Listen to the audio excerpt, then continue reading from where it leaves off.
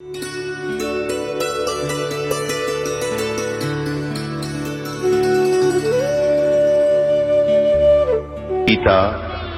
18 के श्लोक नंबर 62 में भगवान स्वयं कह रहे हैं कि अर्जुन उस परमेश्वर की शरण में जा जिसकी कृपा से परम शांति व शाश्वत स्थान अर्थात सतलोक को प्राप्त होगा। वो परमेश्वर कौन है, कहां है, कैसा है, जानने के लिए कृपया अवश्य सुनिए जगत गुरु तत्वदर्शी संत रामपाल जी महाराज के अमृत वचन।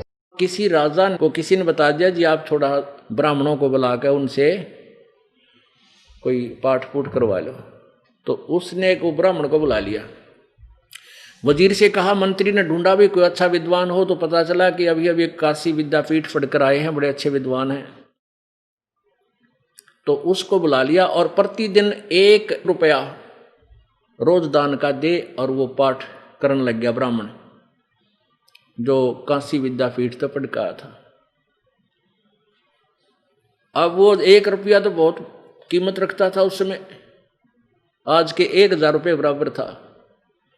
तो वो क्या करता, आते ही फिर घर में सामान लाओ 1 रुपये का, तो 2-3 दिन पाठ करते न हो गए तो उसकी पत्नी कभी कैसे कपड़े पहन कर जा कुएं पर पानी भरने जावा, जब कभी कैसे जूते पहन कर जावा, तो दूसरे ब्राह्मणों की पत्नी कहने लगी कि बहन तुम्हारे ऐसा क्या हाथ लग गया भाई, रोज नए नए कपड़े बनवावे। वो कहने लगी मेरा पति ना राजा का पाठ करने जाता है, रोज 1 रुपया मिलता है। तो उन दूसरी जो ब्राह्मण जो बहनें थी उन्होंने अपने पतियां के कान आठे कि वो ऐसा है, रोजाना राजा के पाठ करने जाता है और 1 रुपया राजा दान करता, तू घर बैठा रहे है, तो आप क्यों ना जाते पाठ करने। अब वो न्यू कहे कि मैं घना पढ़ा लिखा को नहीं तो बेइज्जती हुए, वो कई बार कहने से वो भी चल पड़ा के लिए ठागा पोथी काख में। मंत्री से मिला जी मैं भी पाठ करूंगा, आजा भाई कर ले। मैं तो ढूंढता फिरूं हूँ, राजा ने तो 10-12 ब्राह्मण बुला रखे हैं, मेरे तो एक का ठहया अभी तक। वो भी बिठा दिया, ले तू भी पाठ कर ले। अब वो शिक्षित तो बोला वेदों के मंत्र, और वो अनपढ़ और के में वांडा। अब संस्कृत भाषा जैसे जो भाषा नहीं जानता उसको ये क्या करते हैं, जो सही उच्चारण करता है वो तो सही बोलता है, उच्चारण नहीं करता नो सोचे कि बेराना पड़ जाती मूर्खता का। तो वो ऐसे ही करने लग गया, कि मैं ज्ञान तो था नहीं नो, तो वो शिक्षित बोला अपनी, और वो यहाँ बैठ कर नूंगा जो यूं कहे स्वाहा, जो यूं कहे वही स्वाहा। अब वो पंडित तो सुना यू बोल रहा क्या है बकवादी, पर मन मन मन बोल रहा नहीं भाई राजा ने ला रखा है, कदे तेरी भी जाती रहे यहाँ से। वो चुप रहे और दोनों को 1-1 रुपया मिला। वो जो शिक्षित था उसको भी 1 रुपया, जो बोली बूझ बैठा था बंडा था यूं गए वही सवा। वहाँ उनके पाठ एक ल्यान करना होता, दूसरा कोई आवा नहीं, राजा की तक घूमे वो मंत्री को वो बिठा दिए उन्हें मजदूर, ये ऐसे पाठ फुटवा करते पहला। अब फिर वो भी रोजाना 1 रुपया ले जावा, तो तीसरे की पत्नी को पता लग गया, उसने अपने पति से कहा कि देख वो ऐसे ऐसे जाता है, रोजाना 1 रुपया प्राप्त करता है, तू यहाँ घर पड़ा रहे है। वो भी गा काख में, वो जानता गा कि तेरी दाल तक को नहीं, पर जाना पड़ेगा, रोज खड़ा रहेगी ना। तो अब वो मंत्री से मिला, मंत्री बोला आजा भाई बैठ जा तू भी। अब वो भी बैठा दिया, वहाँ कोई सुननिया था नहीं, बाबा अपनी डफली बजाओ थे बैठ के कमरे में। अब पहला तो बोला वेद मंत्र ओम भूर्भुवः स्वः जैसे भी बना रखा है वो, और दूसरा ने कहा जो यूं कहे वही सवा, जो कहीं सवा, दूसरा ने कहा कब तक निभाएगी, कब तक निभाएगी। अब तीसरा चौथा और आ गया, वो भी बैठा दिया, तो चौथा ने कहा निम्बण दे जब तक निभाएगी, निम्बण दे जब तक निभाएगी। तो भाई इन कई न्यो हो रही है इन संतों और पंथों और इन ऋषियों के अनुयायियों के, अगर निम्बण दे जब तक निभाएगी। इब्राहिम पाल ने जड़ते दिखा दी इनकी सारी, ये भी सारे गद पड़ेंगे 2-4 वर्ष में, सारे के जो है ना ये सूख जाएंगे पेड़। तो ईब इनके पता तो लग गया कि थारी खाल उतर लाग रही है ज्ञान ते तुम्हारे पास नहीं खक। अब ये नो सुकड़े बैठे हैं निम बन दे जब तक निम बहेगी, पर कब तक निम बहेगी, या अब नहीं निम बहेगी। अब तो निम ली, सब शिक्षित समाज हो गया, सबको शास्त्र पता है।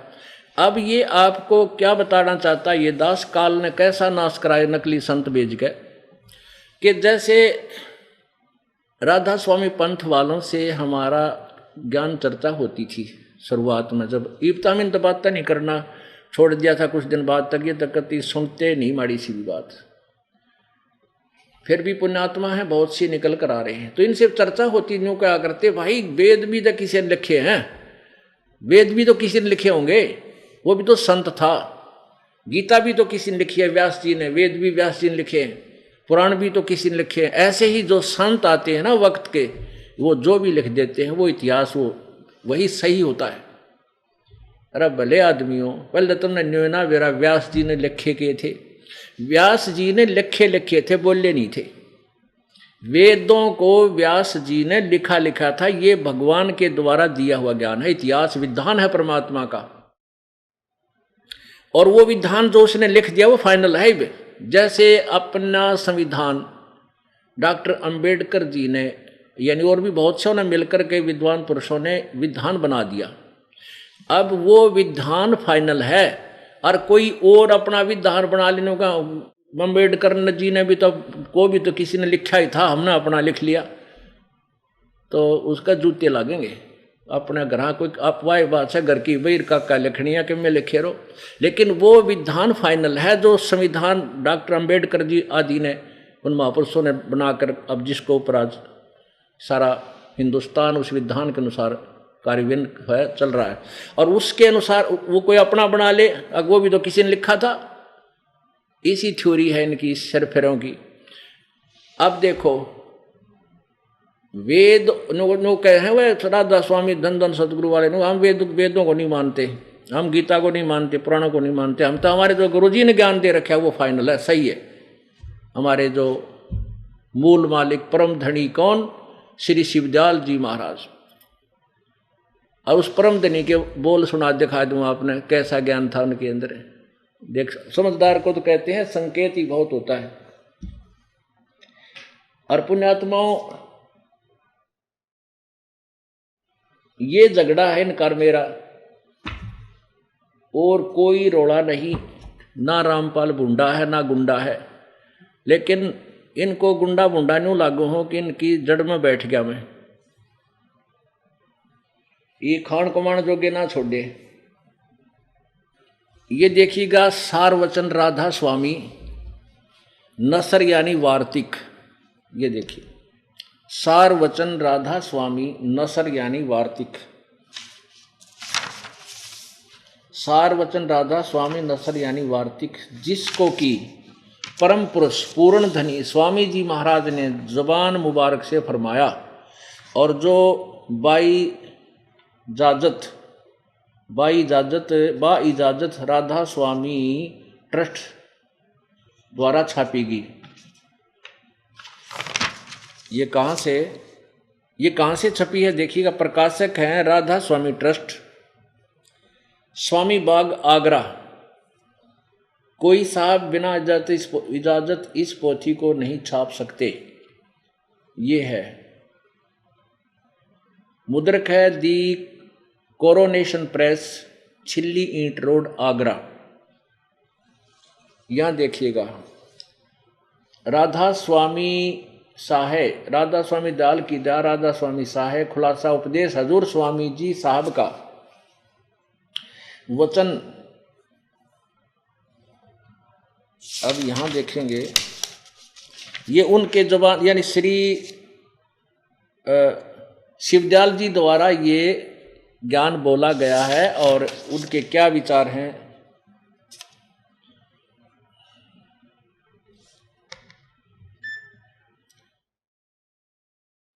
ये प्रश्न नंबर 2 पे, ये प्रश्न नंबर 2 है, और यहां पर उन्होंने क्या कहा है, इस वचन नंबर 1 है, ये वचन दफा 1, इसमें यहां से पढ़ाएंगे हम। सिर्फ काम इतना है कि इंसान यानी मनुष्य अपनी सूरत यानी रूह को उसके खजाने और निकास यानी मुकाम में सतनाम और राधा स्वामी में पहुंचाए। अब यहां पर सतनाम को और राधा स्वामी को ये स्थान कहे हैं।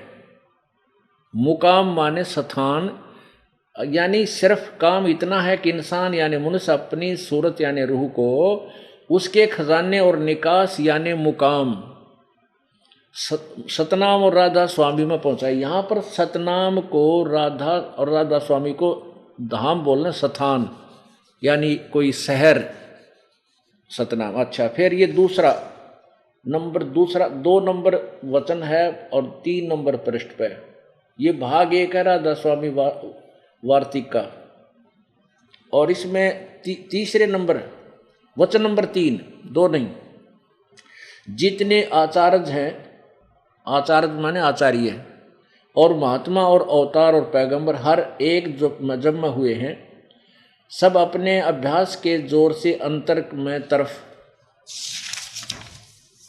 मुकाम असली के चले, पर सब के सब धुर स्थान तक नहीं पहुंचे। सो बहुत से तो मंजिल एक पहली पर और कोई दूसरी मंजिल पर, और कोई बिरला साध और प्रेमी मंजिल तीसरी तक पहुंचा। सिर्फ संत मंजिल 5वीं यानी सतनाम पर। अब आगे ना, सतनाम की 5वीं मंजिल यानी 5वां स्थान, सतनाम को स्थान बोल रहे हैं, और बिरले मंजिल 8वीं यानी राधा स्वामी तक पहुंचे। यहां राधा स्वामी और सतनाम को ये स्थान बोल रहे हैं। अब आगे देखो, प्रश्न नंबर 5 पे भाग 1 है ये सार्वचन वार्तिक का, और 5 नंबर पृष्ठ पे वचन नंबर 4 है। अब देखना, अब समझना चाहिए कि राधा स्वामी पद सबसे ऊंचा मुकाम है। अरे वाह, स्थान है, और यही नाम कुल मालिक और सच्चे साहेब और सच्चे खुदा का भी है। राधा स्वामी या दिल्ली भी प्रधानमंत्री का नाम है, और प्रधानमंत्री भी दिल्ली है, ऐसा इनका कहना कथन है। अब समझना चाहिए कि राधा स्वामी पद सबसे ऊंचा स्थान है, मुकाम है, और वह यही यानी कुल मालिक और सच्चे साहब और सच्चे खुदा का यही नाम कुल मालिक सच्चे साहब और सच्चे खुदा। और इस मुकाम से राधा स्वामी स्थान से आगे 2 स्थान नीचे सतनाम का मुकाम है। अच्छा, कि जिसको संतों ने सतनाम को, जिसको संतों ने सतलोक, सचखंड और सार शब्द और सत शब्द, सतनाम और सतपुर करके बयान किया है। अरे तेरा गजब हुई हो।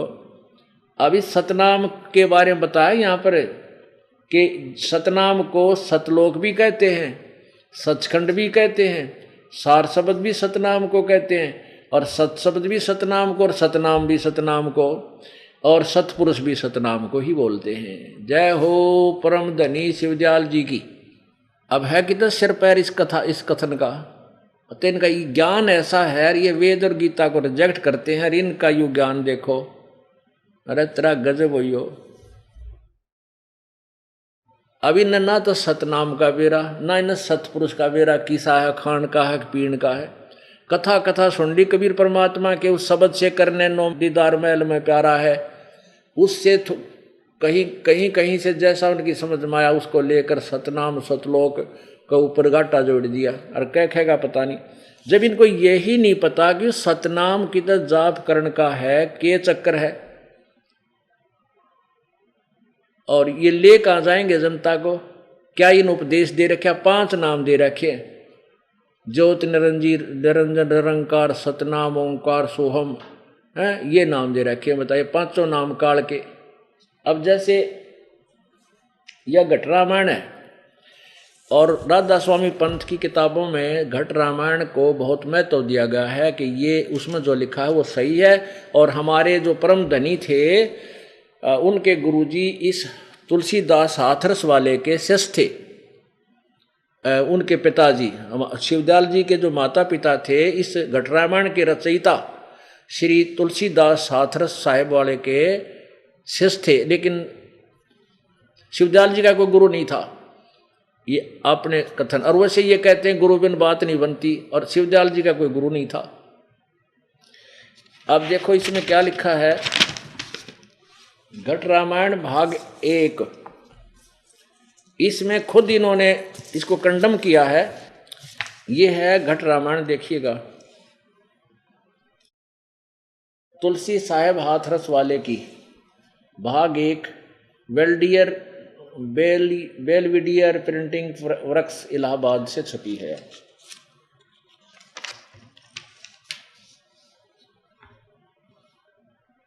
सतगुरु तुलसी साहेब हाथरस वाले की रची हुई है। और इसके प्रश्न नंबर 27 पर देखो, ये प्रश्न नंबर 27 पर क्या लिखा है, अंतर गुफा तहाँ चल जाऊं जहाँ साहेब के दर्शन पाऊं, पांचों नाम जीव जब भाखा और छठवां नाम गुप्त कर राखा, पांचों नाम काल के जानो तब दानी मन शंका आनो, निर्गुण निराकार निर्वाणी धर्म राय यो 5 बखानी, जीव नाम निज कह विचारी जान बूझ दानी झखमारी,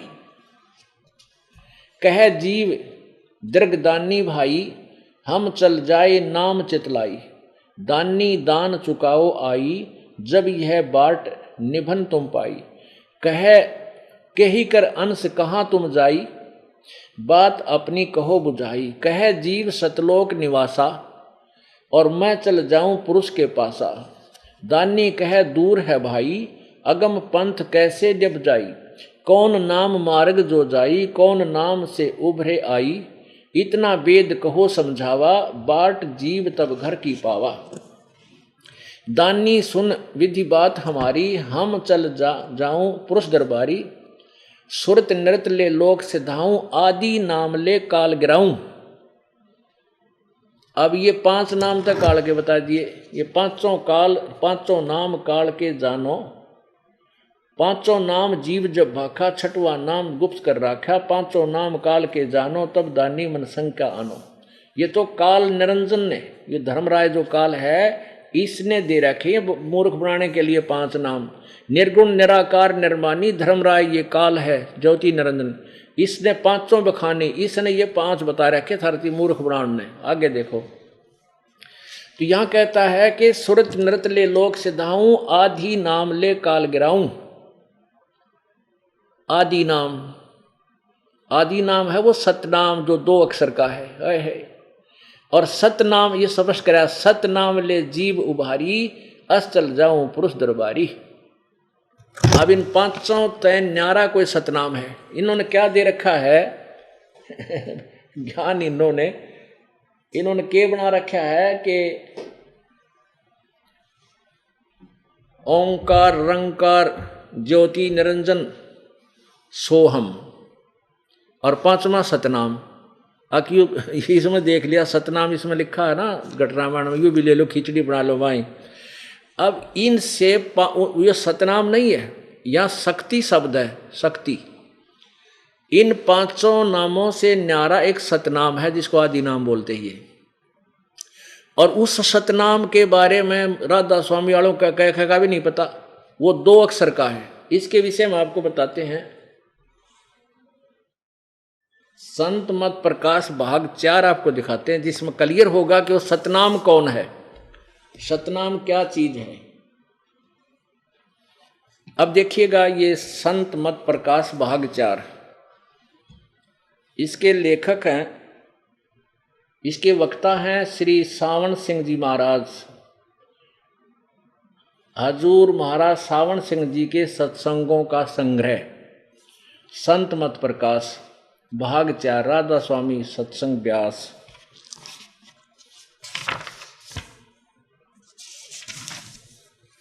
ये कहाँ से प्रकाशित है?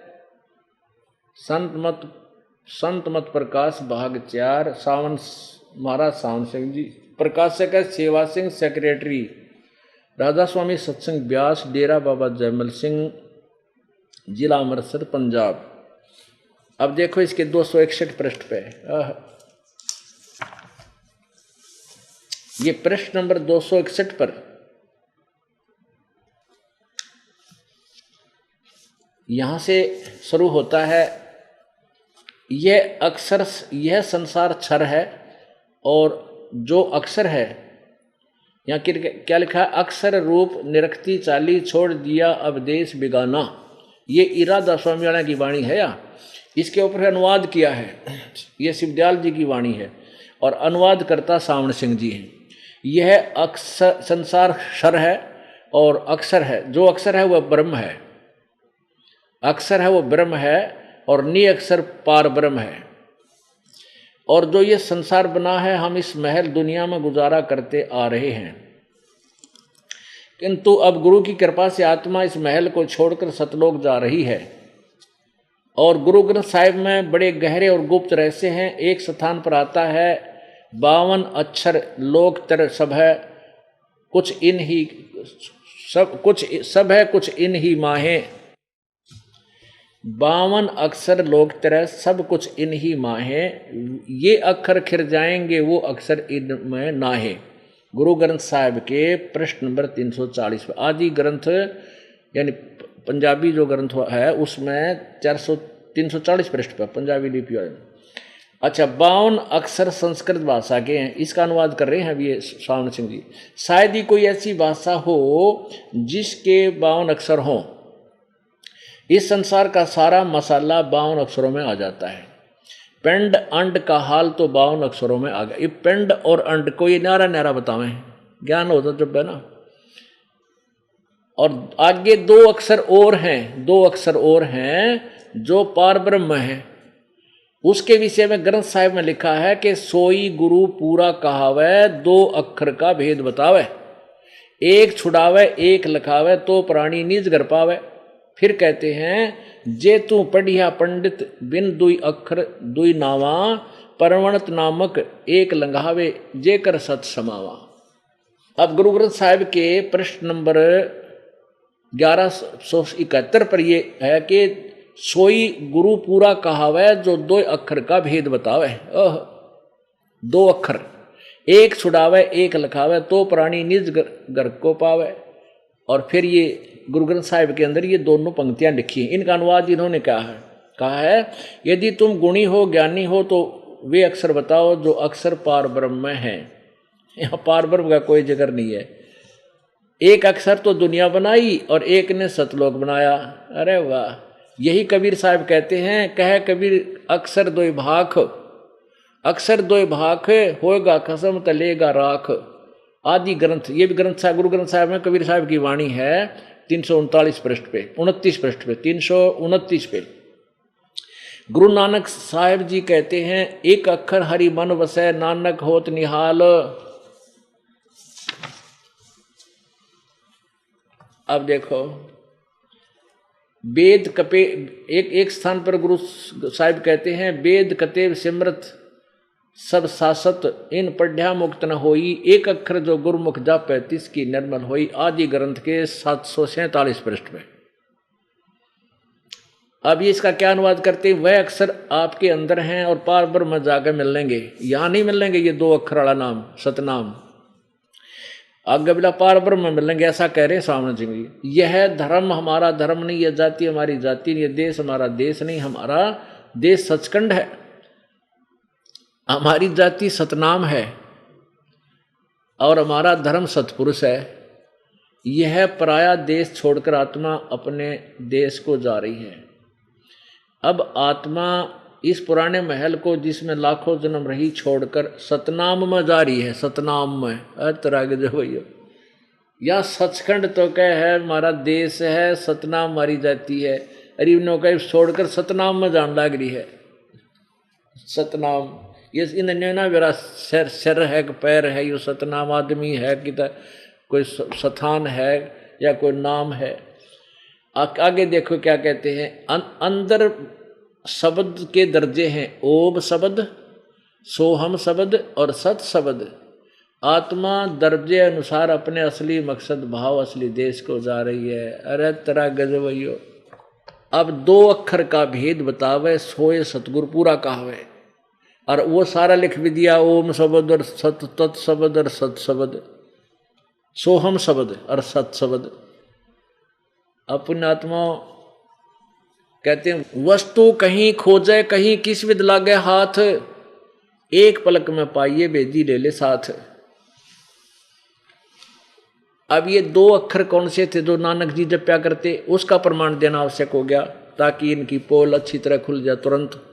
ये के मूर्ख बना रहे दुनिया ने। और यही इसी कुएं का पानी है धन धन सतगुरु।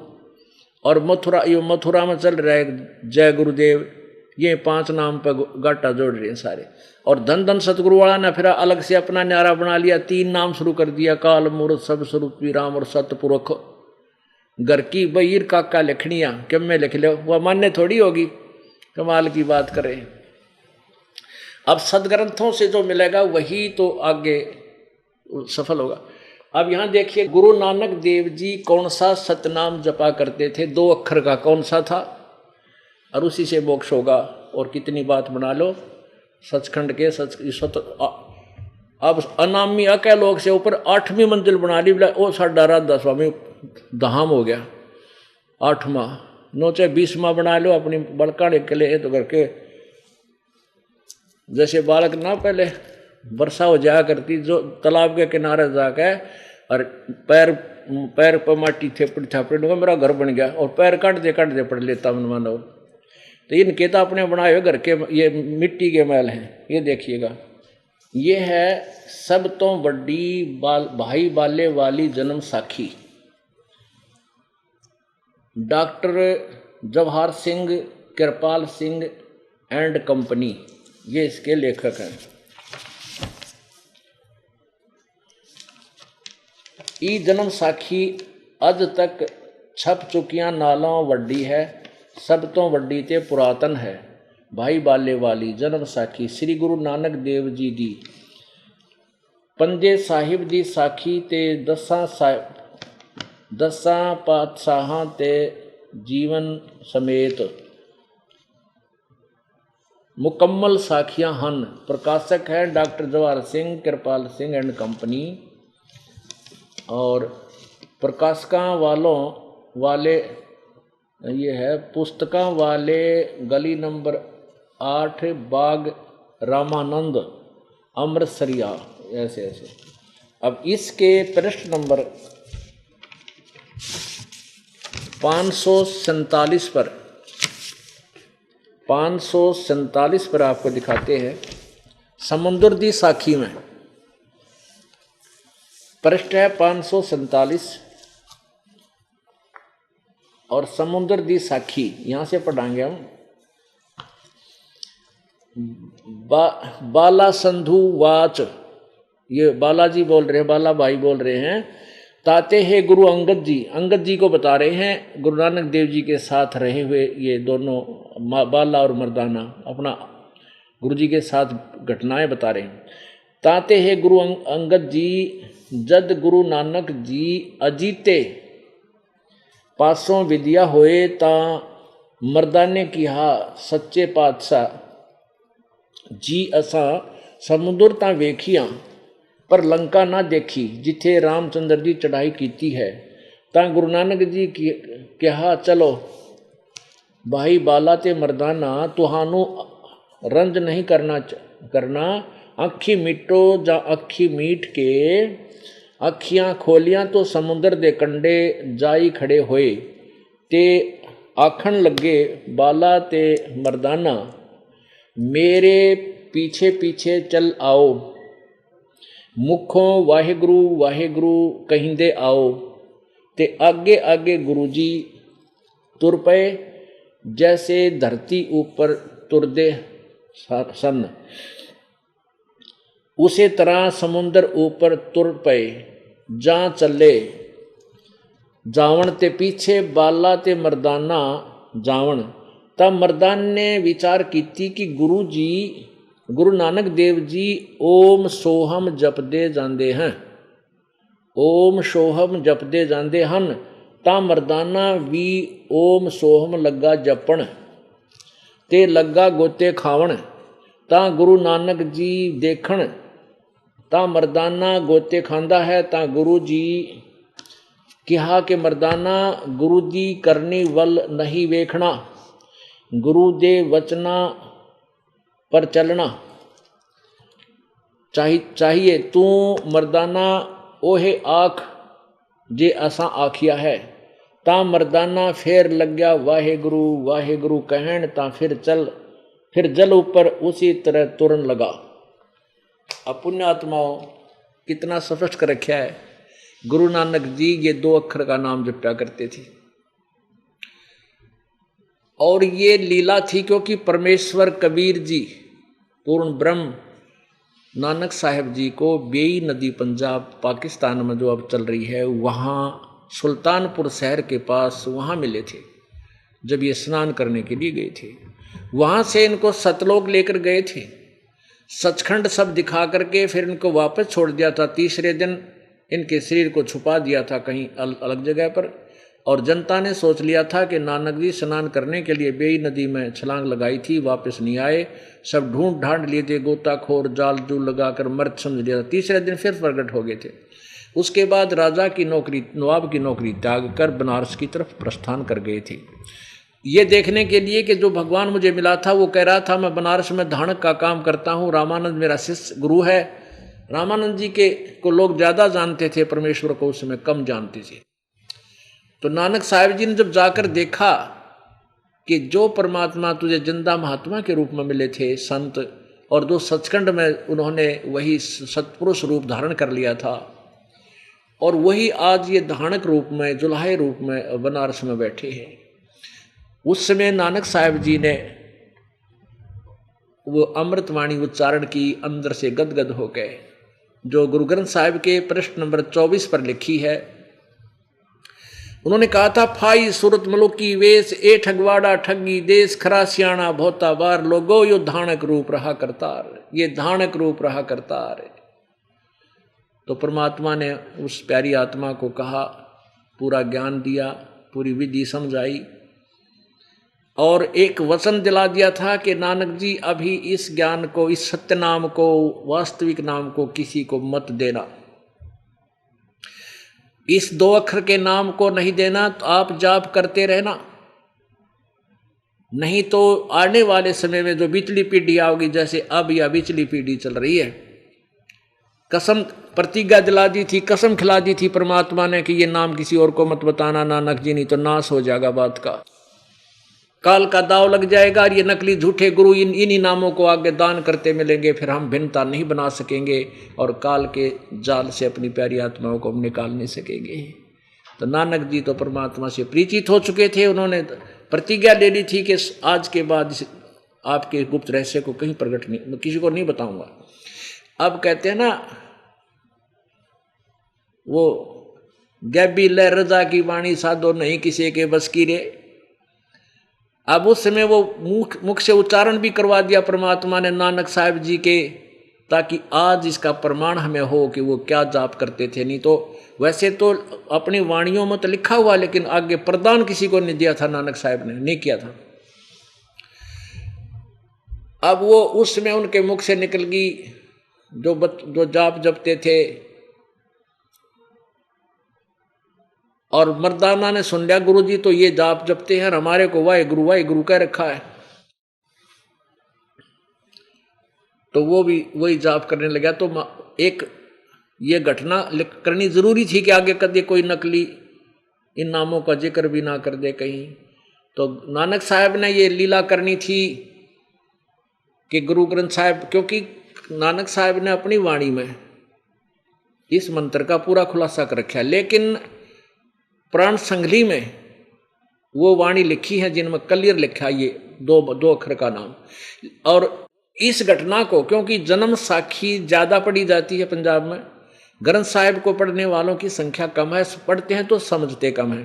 तो उन्होंने ये इस घटना से ये सिद्ध हो गया था, अंगद जी को उन्होंने बता दिया था, गुरु अंगद देव जी को, कि ये घटना ऐसे घटी थी। गुरु जी ने मना कर दिया था कि वो ये मंत्र नहीं जपना 2 अक्षर का, नहीं तो गोते खा जाओगे, गुरु जी जो बोले वही करना है।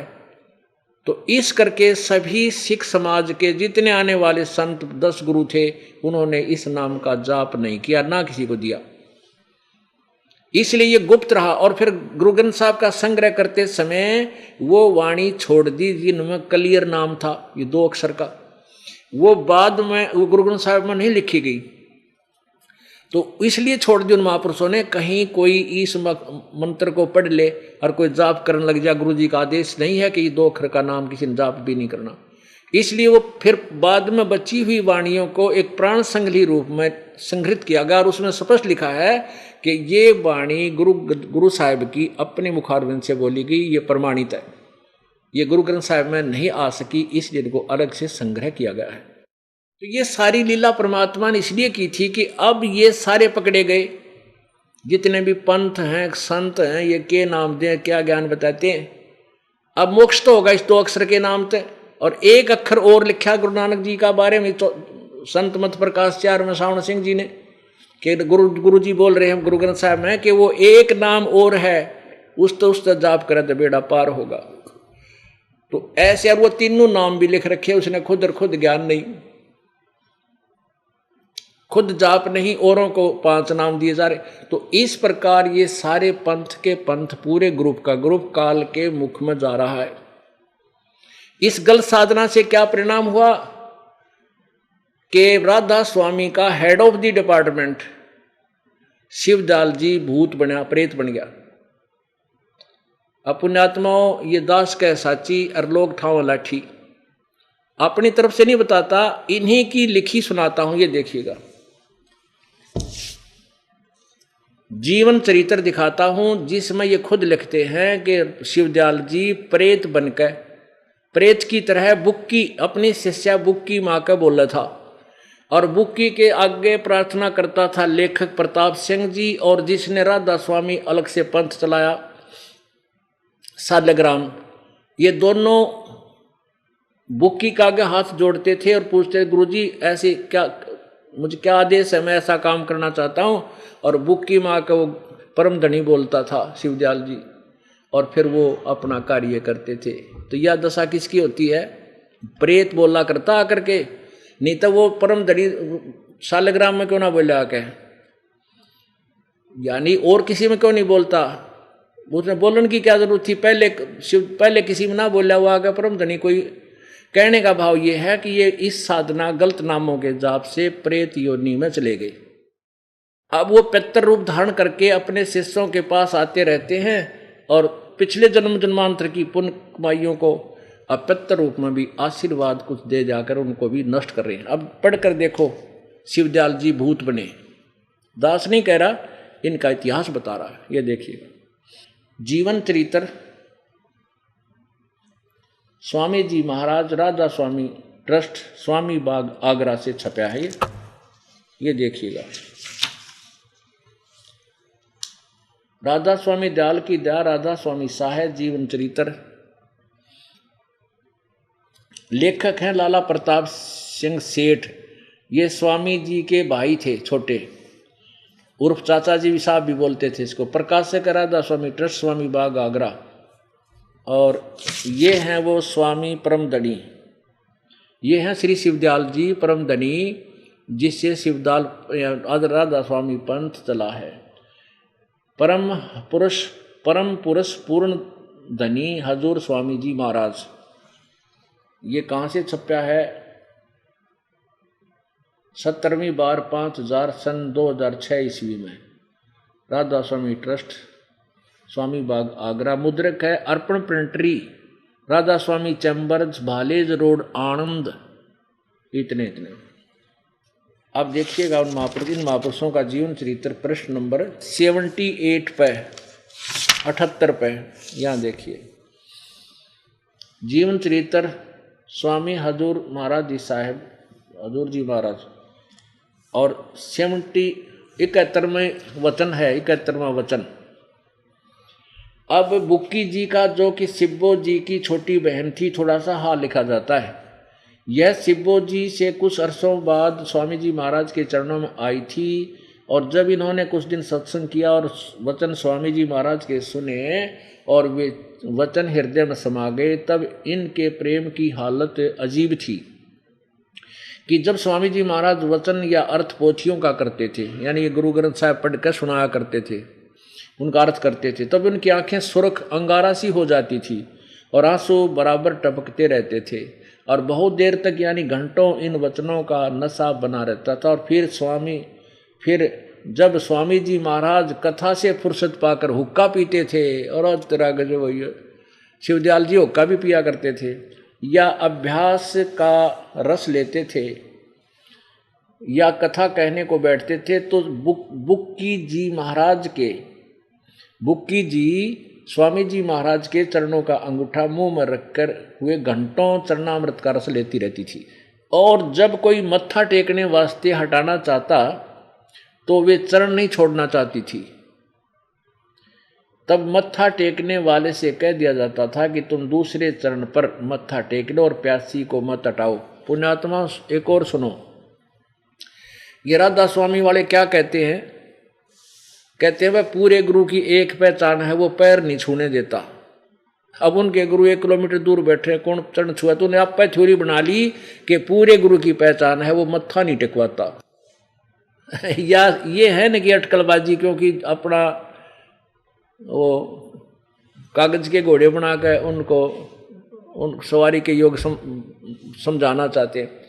अरे भले आदमी, तुम्हारे परम धनी तो नौके है भाई, वह बुक्की जो है उनके गुट्ठे ने पकड़ के पैर के ने चूसा करती थी, अमृत आनंद लेती रहती, और कोई माथा टेकना आता उनके चरणों में, वो नुकारते दूसरे पैर पर टेक लो।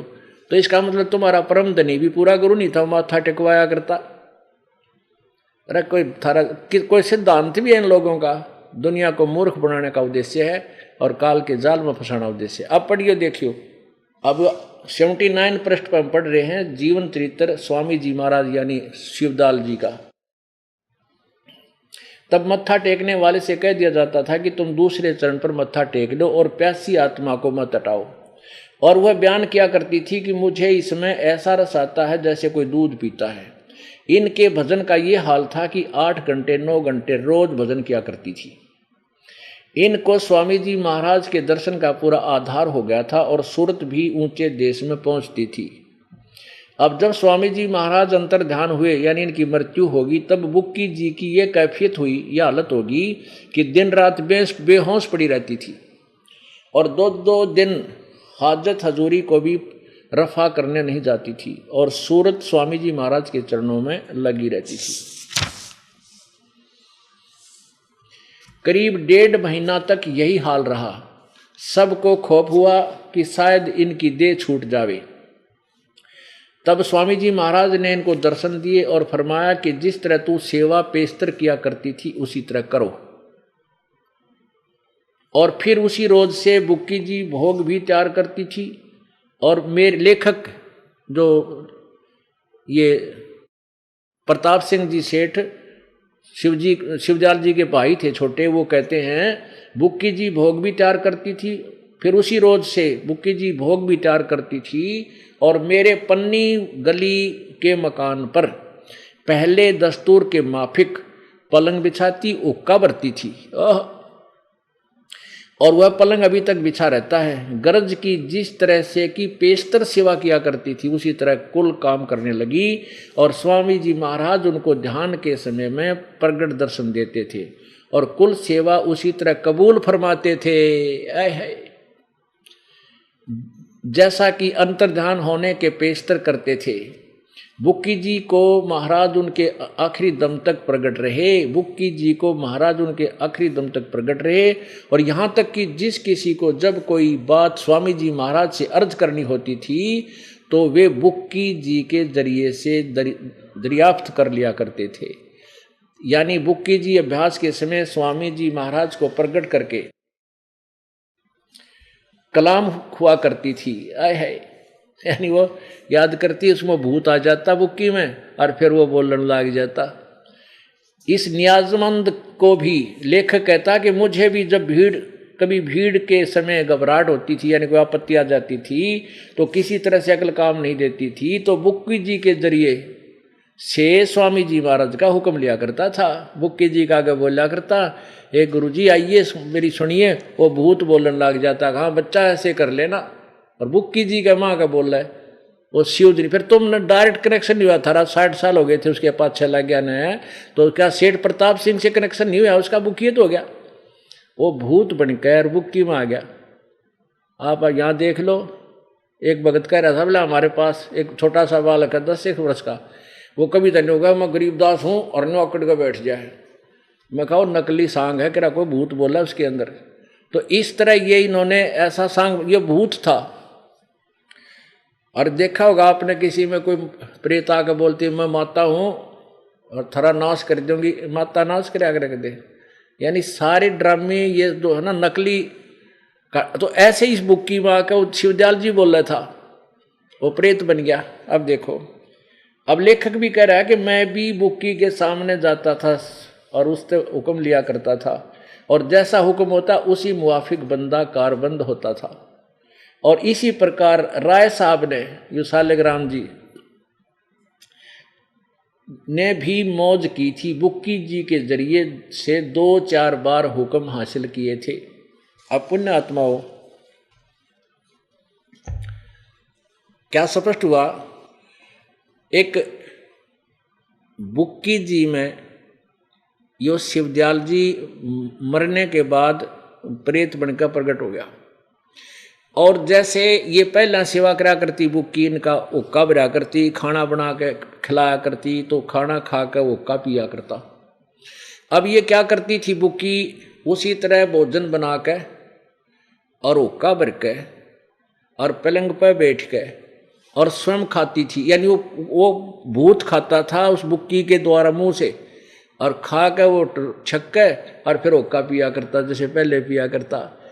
हुक्का पी के फिर टन हो जाता, हो गया पार। अब ये हमारा एक भगत था, वो कहने लगा जी मेरा चाचा जो है राधा स्वामी पंथ से था, और वो अंतिम सांस तक उन्हीं की पूजा करता करता मर गया। 20-25 साल उसने उनकी भक्ति की। और ईब वो अपनी पुत्र वधू में आके बोला है, और वो चूरमा खान का आदी था। अब वो कहता है कि मेरा चूरमा बनाओ और ऐसे करो वैसे करो। तो हम मेरी जो उस पुत्र वधू, उसका अपनी पुत्र वधू में बोल रहा है, और यदि वो कोई काम नहीं करते नहीं होंगे थरा नाश कर दूंगा, तो मेरा ऐसा नहीं करते। और 1-2 उसने जो बताई हमारे को, वो बात हमारी हो भी गई। और अब वो परेशान करने लग गया, दूर तक ही हमारे को परेशान करने लग गया। अब हमने आपके बारे में पता चला, इस दास के पास उसने बताया, हमने आपका नाम ले लिया, तो हमारा तो पीछा छूट गया। अब उसकी पुत्रवधू से फिर हमने कहा, सुनी करी, समझाया, अब उसको भी नाम दिला दिया। जब उस चाचा तो पांडा छूटा राधा स्वामी थे, वो भूत बन गया। अब वो पुण्यात्माओं यही दशा इनकी शिवदयाल जी की बनी। वो जैसे वो ने चूरमा खाया करता, चाचा बिला हुक्का पिया करता, हुक्का भी वह बहु पीवा बैठ के गुड़गुड़ावा करती, छक जमा कर, और कदे वह पहले कदे पिया नहीं करती थी, कभी छुआ भी नहीं करती थी। अरे वह हुक्का भी पीने लगी और चूरमा खावे। तो ऐसे ही दशा शिवदयाल जी की हुई, head of the department of Radha Swami पंथ की। और औरा का क्या होगा पुण्यात्माओं, समझ लेना। ये परमात्मा कहते हैं, समझा है तो सिर दर पाओ और नहीं रे ऐसा दाओ, ये संसार समझदा नहीं, कहंदा श्याम दोपहरे नू, गरीबदास ये वक्त जाता रोगे इस पैरे नू। बोलो सतगुरुदेव। परमपिता परमात्मा कबीर परमेश्वर पूर्ण ब्रह्म, सारी सृष्टि के रचनहार, कुल मालिक,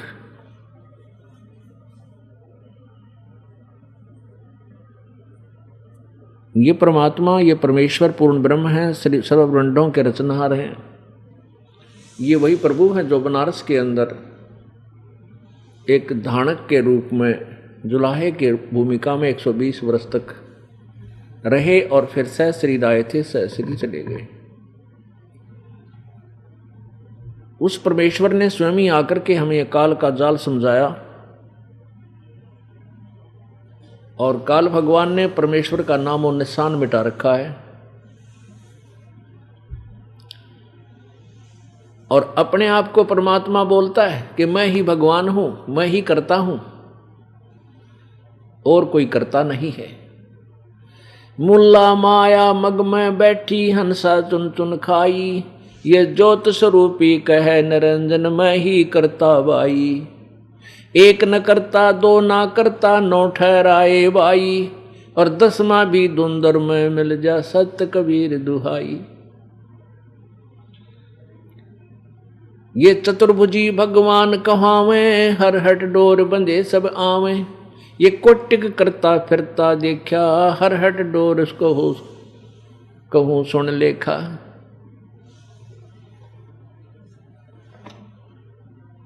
परमात्मा ने आके हमें बताया कि ज्योत स्वरूपी निरंजन ये काल कहता है कि मैं ही परमात्मा हूं, मेरे से ऊपर कोई भगवान नहीं है। यहां परमेश्वर ने कहा कि ये आप ये भगवान बन बैठा, और फिर इन भोली आत्माओं ने एक ना करता दो ना करता ये 9 अवतार करता ठहरा दिए।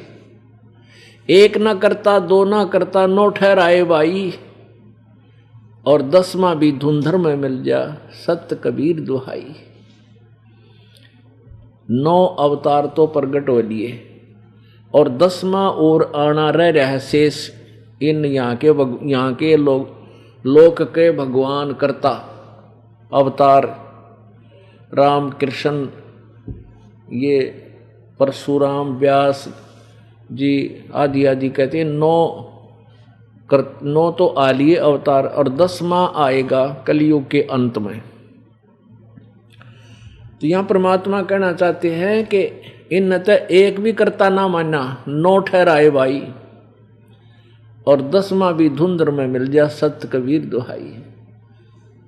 अब वो 9 तो जा लिए यहाँ से 84 लाख योनियों में तैयारी करके नरे पाप को माँ के, और 10वां नी कलंक नाम तो एक अवतार और आवेगा कलयुग में। उसके पास बहुत लंबी खड़ग होगी तलवार, और उस समय इतने कृतघ्नी प्राणी हो जाएंगे, भगवान का नाम लेने वाला कोई नहीं बचेगा। बहुत ही कम यानी 0.01% होगा कोई, वो भी सिर्फ थोड़ा बहुत डरने वाला। शेष इतने कृतघ्नी हो जाएंगे, कोई लज्जा रहे नहीं, कोई कानून नहीं रहेगा, बुरा हाल हो जाएगा, मांसाहारी हो जाएंगे, नरे मस्करे बकवाद करेंगे। तो उस समय वो सबको आकर के खत्म करेगा, अपनी तलवार से काटेगा,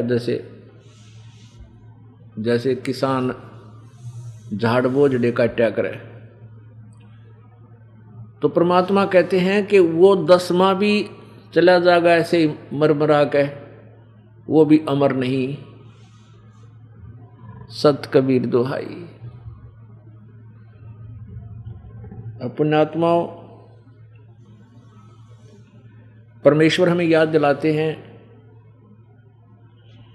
कि आप जी काल के जाल में फंसे हुए हो। आप सभी को काल भगवान ने धोखे में रखा हुआ है, झूठा लालच दे रखा है।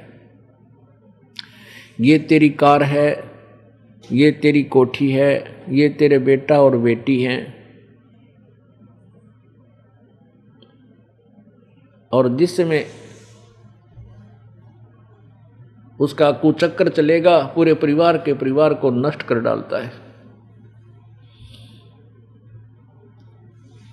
तो भगवान हमें याद दिलाते हैं, भले आदमियों कुछ तो सोचो, रोजाना कितना कहर इंसानों पर टूट रहा है, तुम निश्चिंत बैठे हो क्योंकि तुमने भांग का, ये माया रूपी भांग का नशा कर रखा है। और जब तक ये नशा उतरेगा नहीं तुम्हें डर नहीं लगे, और नशा उतरेगा ये एंटीबायोटिक कैप्सूल खा के। जब ये सत्संग सुनोगे ये एंटीबायोटिक है, ये ज्ञान आपको होगा तो आपको डर लगेगा। हाँ, भक्ति करोगे, अपने बच्चों को भी परमात्मा की ओट में रखोगे और नाम दिवाओगे। परमेश्वर की ओट में रहकर ही हम सुरक्षित होंगे, अन्यथा यहां चाहे कितना पूरी पृथ्वी का राजा है, ना जाने एक पल में के बिजली गिर जाएगी। रोज देखते हैं कैसे कैसी दुर्घटनाएं राजाओं के साथ होती हैं। कोई एक्सीडेंट में मारा जाता है, एयर क्रैश हो जाता है, कोई वैसे को दुश्मन सरेआम गोली मार देता राजाओं के। और आम जनता का तो फिर यहाँ के गुजारा होगा, कैसे निर्वाह हो रहा होगा, इतना ही काफ़ी है सोचने वाले को। तो ये एक लोक अच्छा नहीं है। ये तो पुण्यात्माओं उस काल ने आपको सजा दे रखी है। जैसे पहले हिंदुस्तान में कोई स्त्री या पुरुष